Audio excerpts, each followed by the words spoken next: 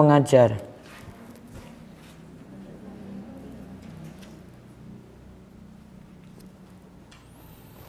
Jadi yang pertama kewajiban mengajar.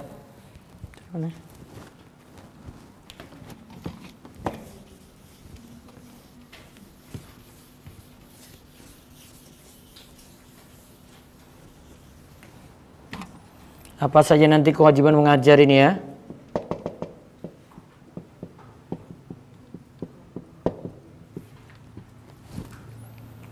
Pertama, anak harus diajarkan ilmu agama.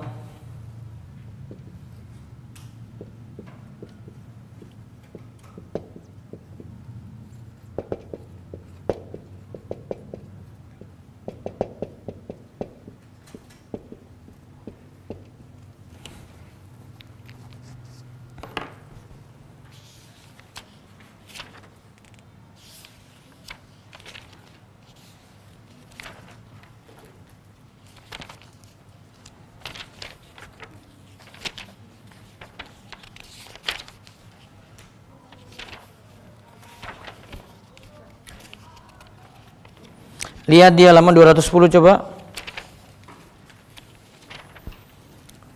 Karena Islam adalah agama yang mengelompokkan kewajiban mencari ilmu menjadi dua. Ada ilmu fardu ain dan ilmu fardu kifayah.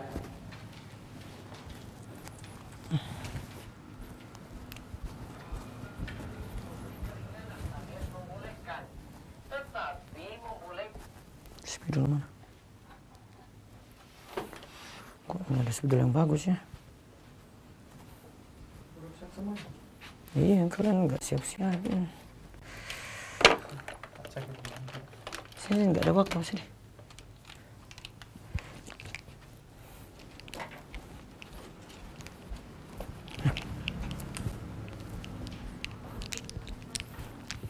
Bayu belum ambil buku itu, lama sekali 1 jam dia ambil. Kemana Bayu ini?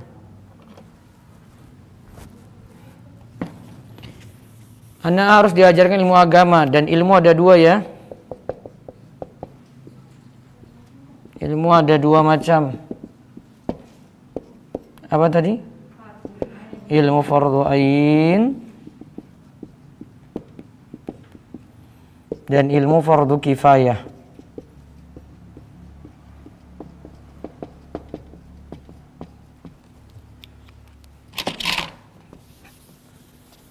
Nah, coba ilmu fardu ain berarti wajib untuk tiap individu. Wajib untuk tiap individu.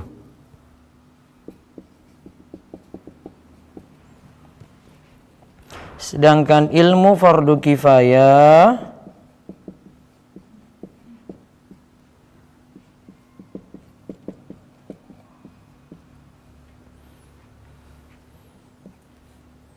cukup sebagian yang mempelajari. Cukup sebagian yang mempelajari.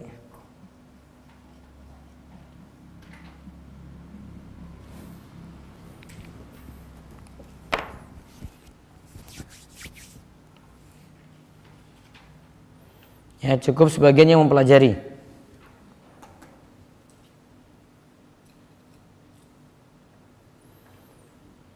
Nah, kalau mau dirinci fardu ain itu ya berarti kalau fardu ain nanti tentang iman dan amal ibadah setiap hari yang dibutuhkan. Kalau mau dirinci ya, kalau di sini syekhnya kurang, rinciannya kurang bagus. Berarti kalau yang diwajib dipelajari tiap individu itu ilmu fardu ain itu ada masalah keimanan ya dan ibadah yang dibutuhkan tiap hari, yang dibutuhkan tiap waktu. Oke.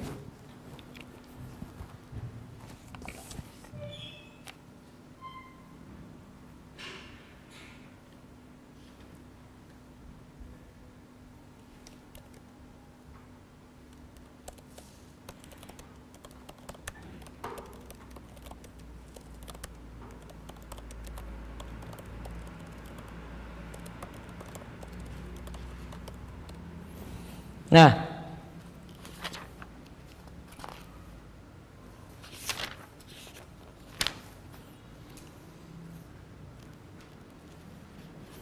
untuk wanita nanti sama dengan laki-laki dalam mempelajarinya.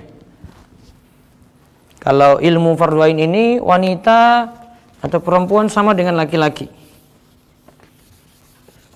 Enggak beda. Ada penjelasannya di halaman 214. Wanita sama dengan laki-laki. Tapi nanti ada masalah-masalah khusus untuk wanita ya. Kecuali mempelajari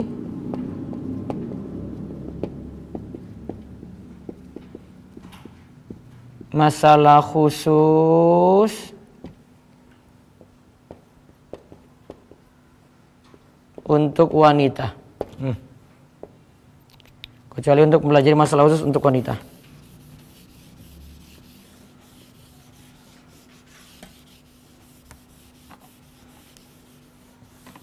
Baru nanti wanita yang sendiri yang pelajari.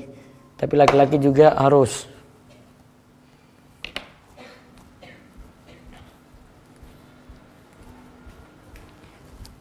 Tadi siapa naik ke atas? Bayu. Siapa naik ke atas tadi? Enggak, saya suruh Bayu ambil buku saya di kantor, belum dapat ya. Ada? Belum dapat. Hah? Di kantor situ? Iya, kantor situ.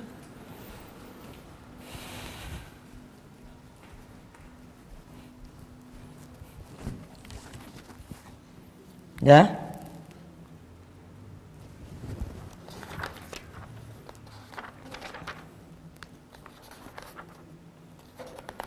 Biasanya terlalu rinci ini.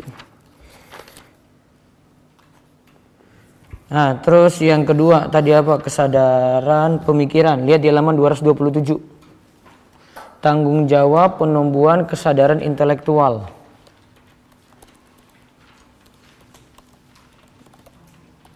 Halaman 227. Kesadaran pemikiran.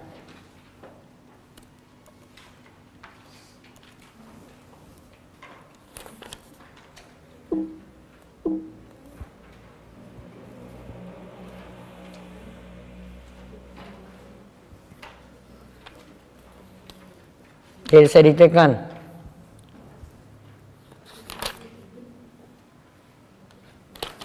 Aja nih bentuknya itu terlalu bertele-tele ini.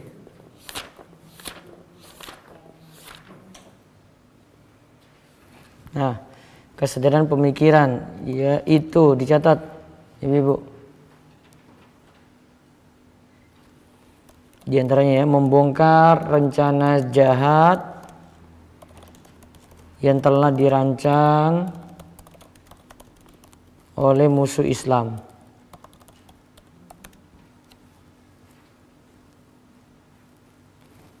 Seperti Zionis, kolonialis, komunis, ataupun Nasrani.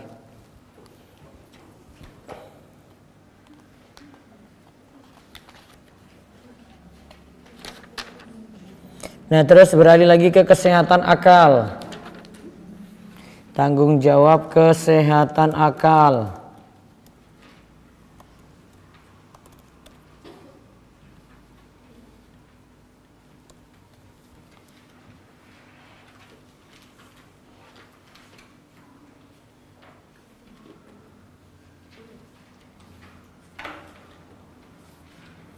Itu bentuknya dicatat halaman 236 ya. Menjauhkan anak dari kerusakan yang terjadi di masyarakat.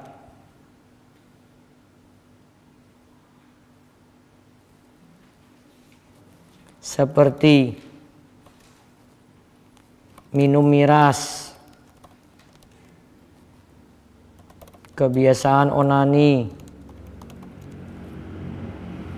merokok, rangsangan seksual. Oke.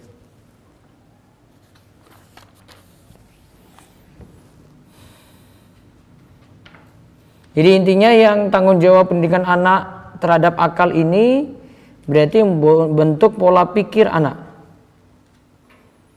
Ya, kewajibannya mengajar, dijauhkan dari pemikiran sesat, terus menjaga akal si anak, yaitu dicegah dari minum miras, kebiasaan onani, merokok, dan rangsangan seksual. Sekarang masuk yang baru, tanggung jawab kejiwaan.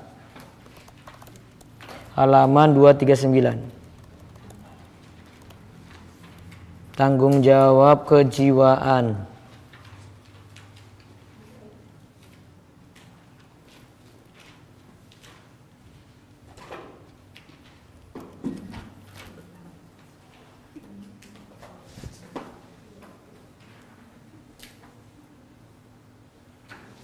Nah, fokusnya dicatat.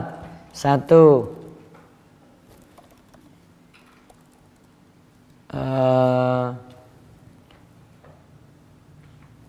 Menjauhkan anak dari minder.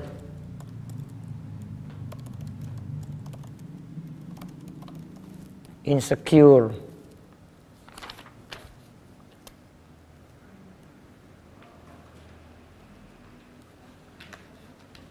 Ya kadang ini foto keturunan ada yang memang dari dulu minder terus. Iya kan? Terus yang kedua, menjauhkan anak di halaman 245 dari rasa takut.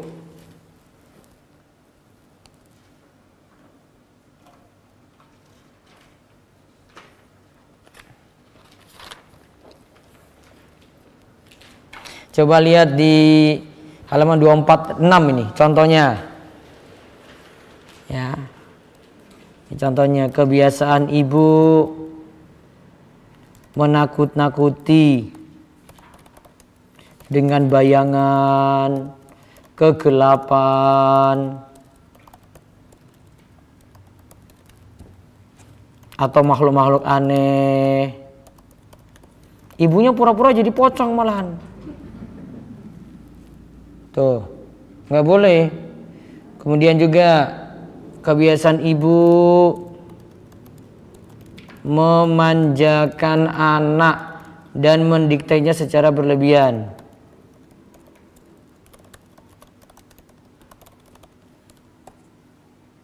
Juga kebiasaan mengurung anak sampai nggak bisa bergaul kemana-mana.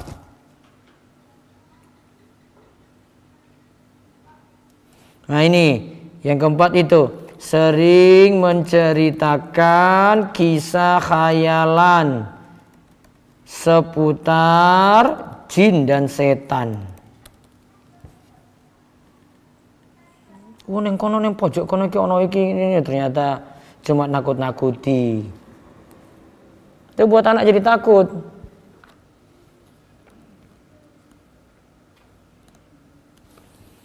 Nah, yang dilakukan apa? Agar anak tidak takut. Nah, agar anak tidak takut di sini. Coba lihat ada berapa poin di situ. Lihat di halaman 246 ya. 1. Menumbuhkan keimanan. 2. Memberikan kebebasan.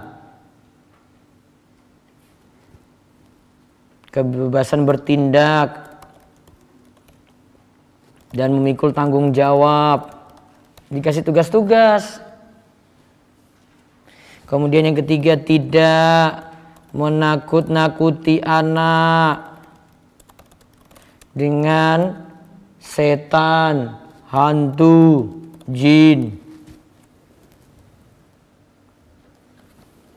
Terus yang keempat, memberi kesempatan anak untuk bergaul.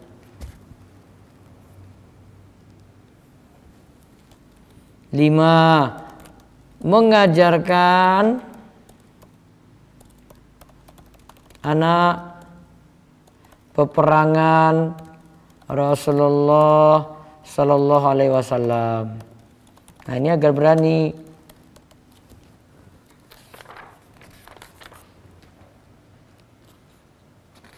Ada perang Uhud, perang macam-macam tuh diceritakan pada anak biar mereka semangat.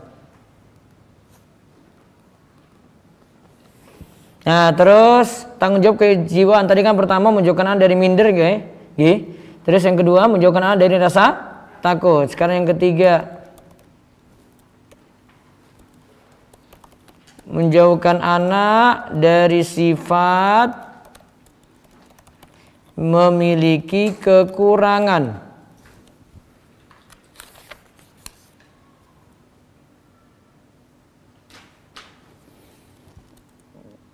atau rendah diri. Nah, sebab-sebab anak selalu merasa kekurangan atau rendah diri. Ini sebab-sebabnya nih. Lihat di halaman 252.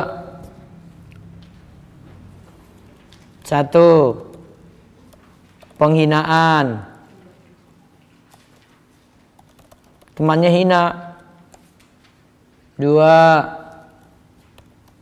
Memanjakan secara berlebihan. 3. Bandingkan dengan anak lain. 4. Ada cacat tubuh.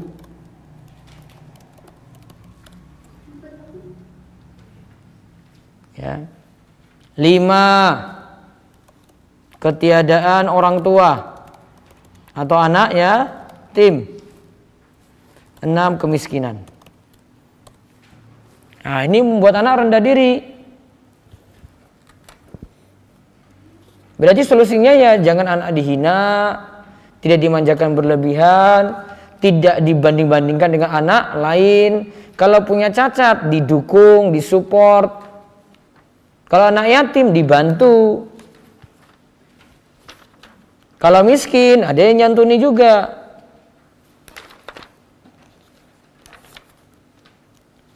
Terus, nomor 4 lagi. Ini ada di sini pilih kasih ini apa nih?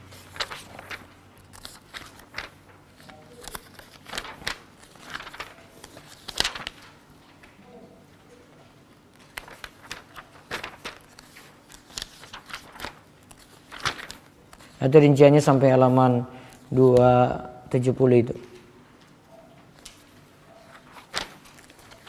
Asal solusinya sudah ada. Nah, terus yang keempat sekarang. Kan tadi yang ketiga menjauhkan anak dari sifat kekurangan, Ji. Yang keempat,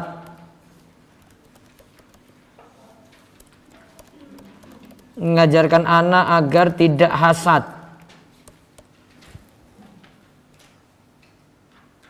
Mengajarkan anak agar tidak hasad. Hasad itu apa? Tulis hasad. Hasad adalah menginginkan nikmat orang lain hilang.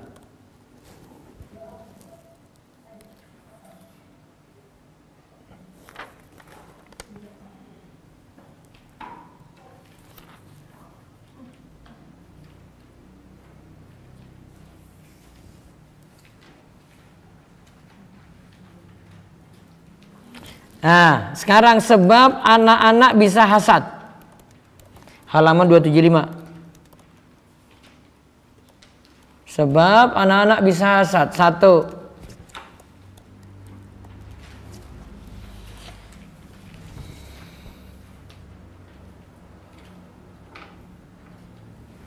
Anak khawatir kehilangan cinta dan kasih sayang.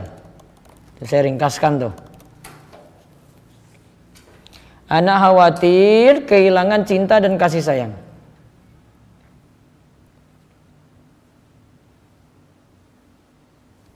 Ini contoh kalau punya anak baru. Iya tak? Punya anak kedua, anak pertama gimana? Bagaimana, Bu? Hah? Cemburu. Jadinya hasad. Pokoknya dia sengit banget dengan ini adiknya yang baru. Terus yang kedua, membanding-bandingkan. Membanding-bandingkan anak yang satu dan lainnya. Jadi nggak boleh dibanding-bandingkan, nggak boleh. Nanti yang lain marah. Seperti ini, yang kamu kok nggak pinter kayak kakakmu, kamu kok bodoh banget gitu, nggak boleh. Yang lain tidak disebut pandai gitu, nggak boleh. Yang ketiga, memberikan perhatian pada satu anak, tidak pada yang lain.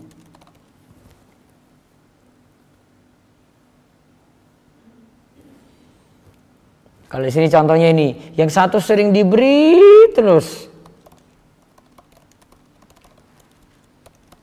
yang lainnya enggak.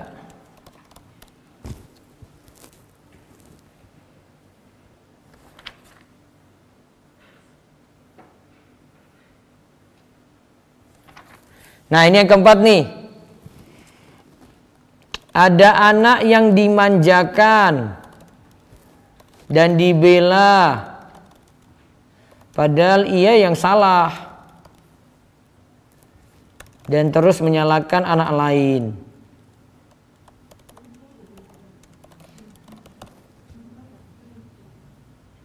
Ada anak yang dimanjakan dan dibela, padahal ia yang salah. Anak ini yang salah. Dan terus menyalahkan anak yang lain. Dia pilih kasih.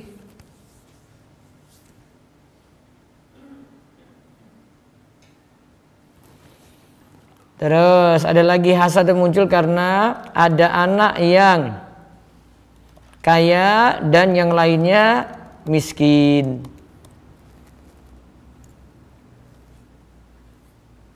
Bisa jadi anak yang satu ikut simbahnya itu sugih, ya ini tetap kere gitu. Yang satu. Sekarang solusinya agar anak tidak hasad, solusinya satu, mencurahkan cinta kasih pada anak. Yang kedua, harus adil.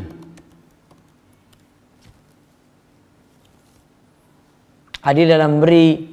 Kalau ke warung, anak satu pergi, belikan yang lain juga, biar yang lain gak cemburu.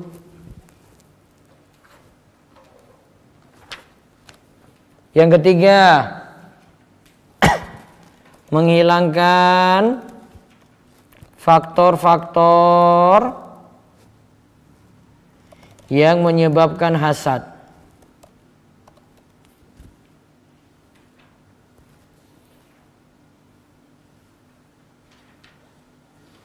Tadi kan sebab-sebabnya sudah ya, sebab-sebab tadi itu dihilangkan.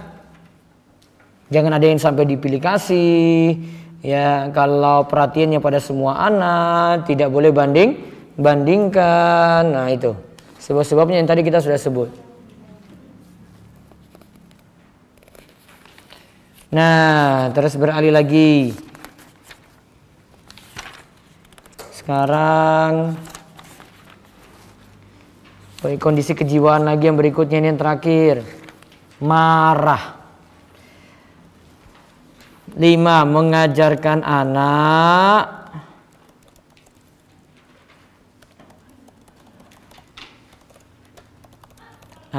agar tidak mudah marah.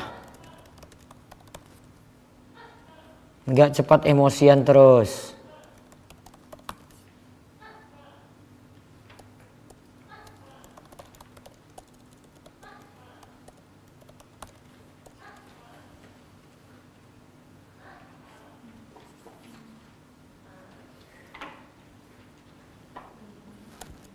Coba kita ulang dulu. Yang pertama tadi apa? Menjauhkan anak dari minder ya. Yang kedua, menjauhkan anak dari rasa takut. Tak list ini sebentar. Yang ketiga, menjauhkan anak dari sifat kekurangan atau rendah diri. Yang keempat, mengajarkan anak agar tidak hasad. Yang kelima, mengajarkan anak agar tidak mudah marah. Nah, sekarang caranya.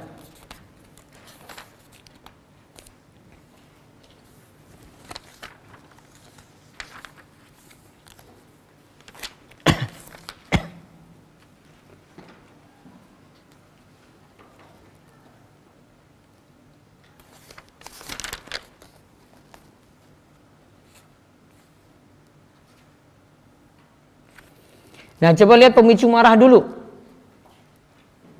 Lihat di halaman 283. Sekarang pemicu-pemicu marah. Kenapa anak bisa marah? Nah, pemicu marah satu.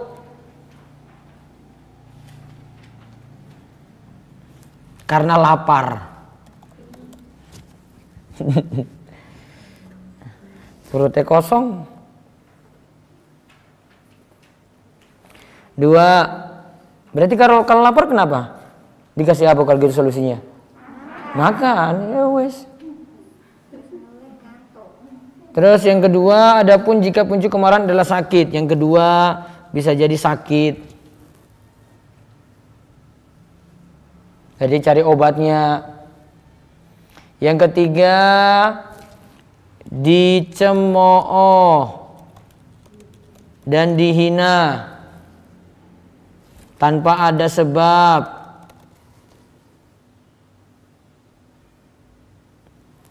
Jadi kalau kita jadi orang tua harus jaga diri dari kata-kata keji, kotor gitu. Terus pemicu marah berikutnya lagi, meniru kedua orang tua yang pemarah.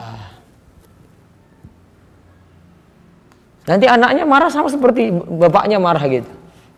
Kayak gitu ngamuk-ngamuknya. Persis, plek, kopian. Ada lagi dapat ini ada lagi.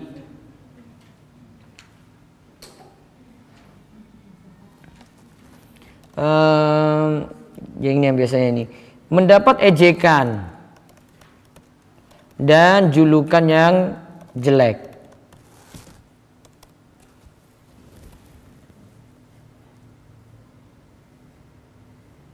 Apa biasanya nama ini sini julukan apa sini?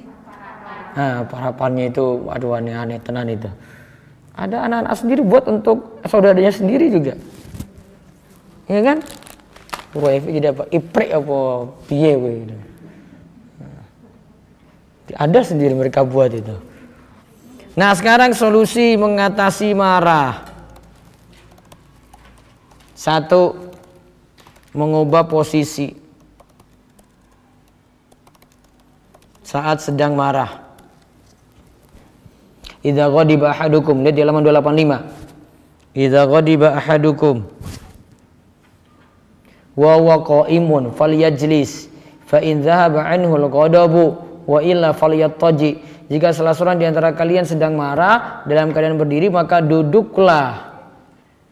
Karena hal itu akan menghilangkan marah. Jika tidak, maka berbaringlah. Berarti mengubah posisi saat sedang marah. Dari berdiri menjadi apa? Duduk. Dari duduk menjadi berbaring. Yang kedua, segera mengambil air wudhu saat marah. Karena al-ghadabu minasyaiton. Marah itu dari syaitan. Wa inna syaitana khuliqa min nar. Syaitan itu diciptakan dari neraka. Wal ma'u yudfi'un nar. Air itu memadamkan api. Syaitan itu diciptakan dari api dan air itu memadamkan api. Fa idza ghadiba ahadukum falyatawadda. Jika salah seorang di antara kalian marah, hendaklah berwudu. Terus yang ketiga, diam ketika sedang marah. Artinya nggak ada gerakan tambahan.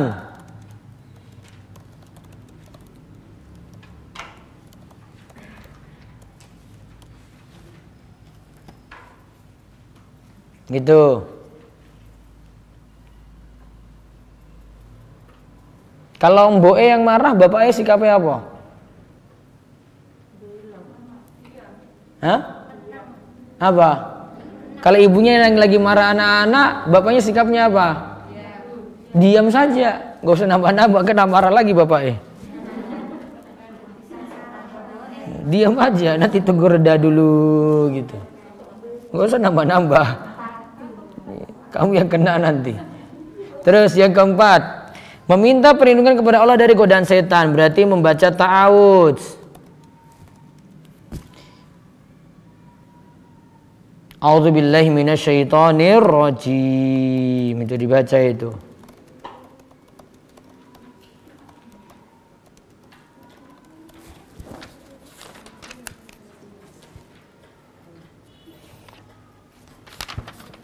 Ini seperti dalam hadis ya.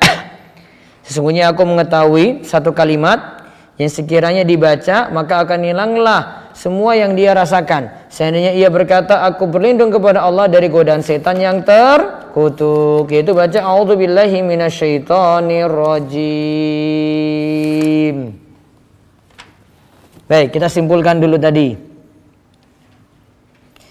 Tanggung jawab kejiwaan. Pertama, menjauhkan anak dari minder ya, atau insecure. Insecure ya, betul ya.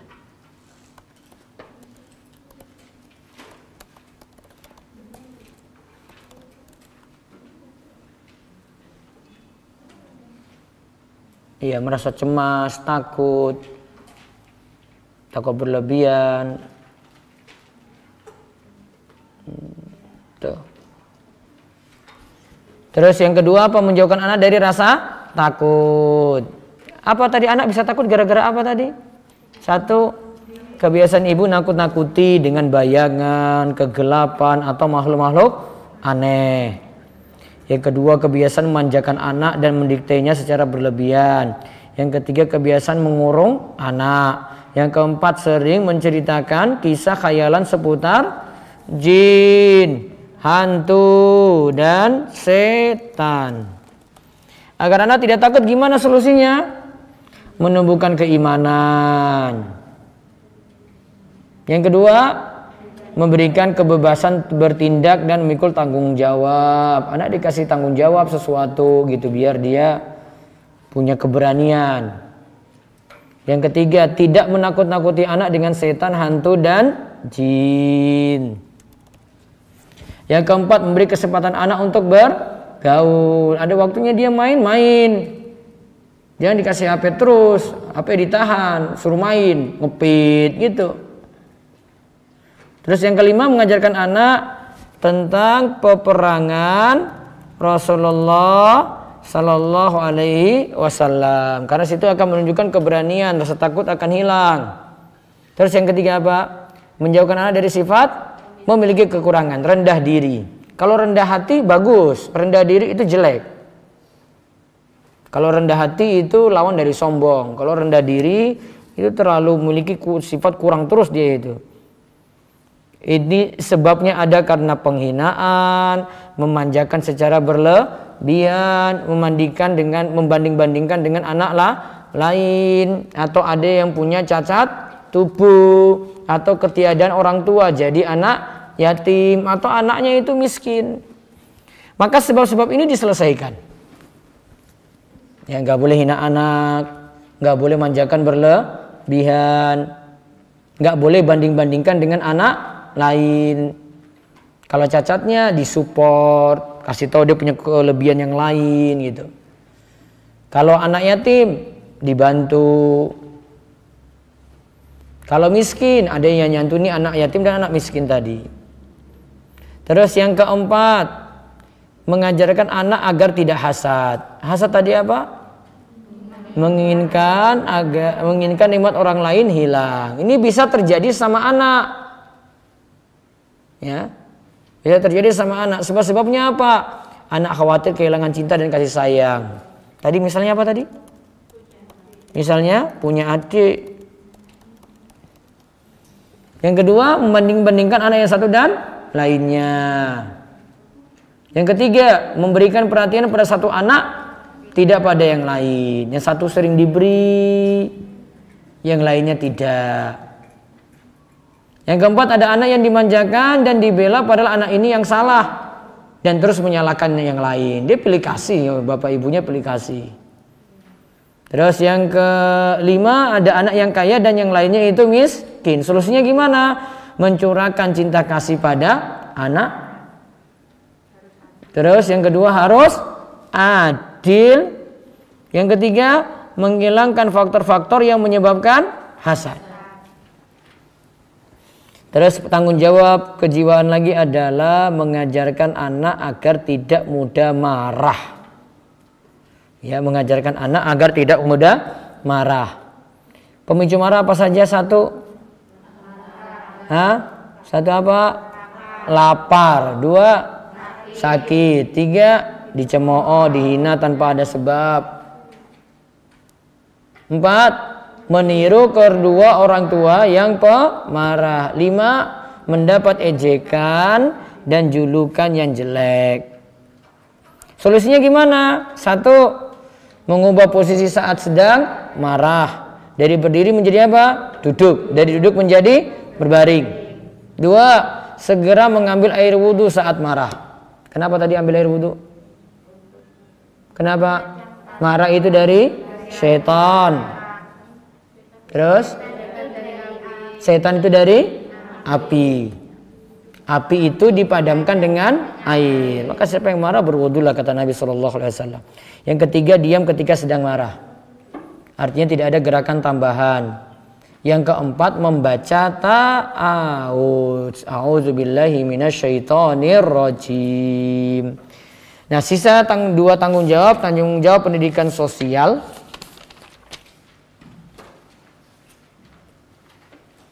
Dan pendidikan seks.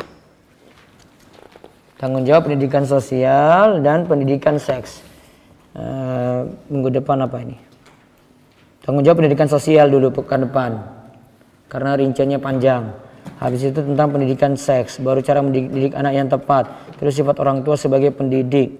Terus sarana yang membantu dalam mendidik anak. Baru selesai. Nah, ada pengumuman Sabtu Ahad besok untuk pagi.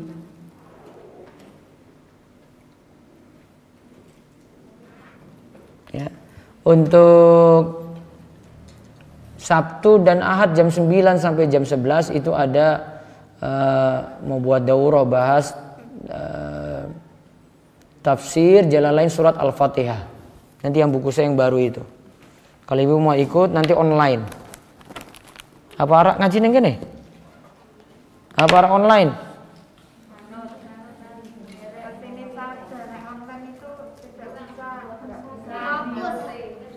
Ngomong wae ora ono kuota ngono lho.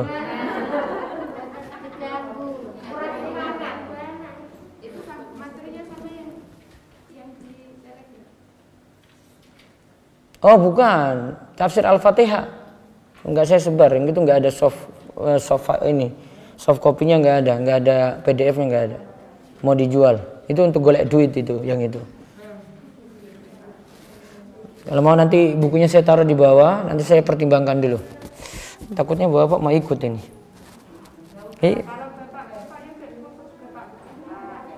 Ibu di bawah. Saya cuma 30. Nanti ada makan siang. Kayak daurah tapi kalian ada di sini, yang lainnya di online. Yang mau ikut nanti harus daftar. Jam 9 sampai jam 11, Sabtu Ahad. Kenapa? Ya ini berapa ini? Ya bisa tambah 10 lagi lah, 40. Ya 40. Ini orang dengar online ini nanti ada yang mau ikut lagi, orang Trawono dan lainnya. Nanti lihat aja keadaan. Sabtu sama Minggu 2 hari, 2 jam. Nanti bukunya di security nanti tak beritahu. Nanti yang di online nanti bisa beli. Ada pengumumannya besok insyaallah. Baik, kita ada pertanyaan.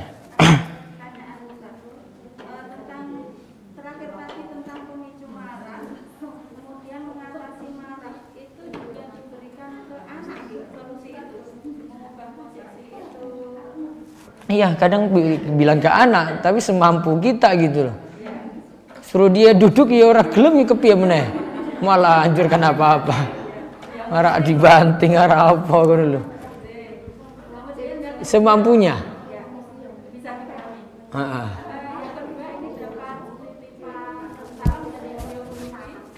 Nggih. Kemudian ada beberapa pertanyaan untuk disampaikan untuk Ustaz, beda tema nih. Nggih. Terkait dengan contohnya ada seseorang yang menitipkan zakat fisabilillah, tapi akadnya untuk penghafal Al-Quran. Ya berarti cari penghafal Al-Quran. Kemudian seseorang tersebut satu juga sebagai penghafal, yang kedua sebagai guru juga, yang ketiga beliau punya guru lagi. Apakah ketiga itu juga beliau dapat? Iya boleh. Boleh. Boleh. Kemudian andekan zakat fisabilillah itu kan akadnya untuk itu, tetapi sisa kebetulan bolehkah diberikan ke fakir miskin? Sisa terus bolehkah diberikan kepada fakir miskin? Setelah selesai penghafal Harus minta izin kepada yang punya uang. yang memberi akad. Kalau suruh ke penghafal ya penghafal. Kalau beri pada yang lain minta izinnya. Kalau enggak nanti enggak amanah. Berarti yang gurunya seseorang itu yang mengajarnya juga boleh diberikan izin. Boleh kalau dia fokus mengajarkan Al-Quran. Terima kasih. Nggih. Cukup? Baik, nanti tunggu infonya aja, nanti di grup akan disampaikan. Nanti pendaftarannya nyusul. Nanti bukunya di security. Insya Allah pekan ini nanti ditaruh di security. Kita cukupkan, tutup dengan doa kafaratul majlis. Subhanakallahumma bihamdik, asyhadu an la ilaha illa anta, astaghfiruka wa atubu ilaik. Assalamualaikum warahmatullahi wabarakatuh.